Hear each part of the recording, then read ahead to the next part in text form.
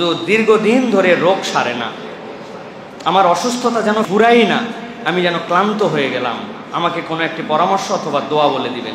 প্রিয় ভাইয়েরা, এক কথাই যদি বলি, আল্লাহ রাব্বুল আলামিন নবীদের উপর যে পরীক্ষা নিয়েছেন, সবচেয়ে কঠিনতম পরীক্ষার একজন নবী ছিলেন আইয়ুব আলাইহিস সালাম।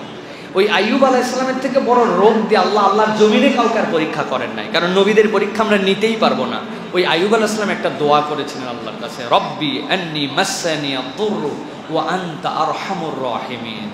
হে আল্লাহ, আমি বড়ই রোগে শোকে ক্লান্ত, আর আপনার থেকে বড় রহমানুর রাহিম কেউ নাই। আল্লাহ এই দোয়া এত পছন্দ করছেন, এই কথাটা আইয়ুব আলাইহিস সালামের, কিন্তু কোরআনে আল্লাহর ভাষায় আল্লাহ এটাকে কালামুল্লাহ বানাই দিয়েছেন। সুবহানাল্লাহ।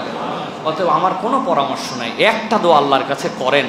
আপনি কায় মনোবাক্যে সিজদায় বলেন, হাত তুলে বলেন, আল্লাহর কাছে তাহাজ্জুদের সময় বলেন, প্রত্যেক ফরজ নামাজের পরে বলেন, আল্লাহকে বলেন রব্বি আন্নী মাসসানি আদ-দুররু ওয়া আনতা আরহামুর রাহিমিন। বলেন তো, রব্বি আন্নী মাসসানি আদ-দুররু ওয়া আনতা আরহামুর রাহিমিন। এইটুকু বলেন।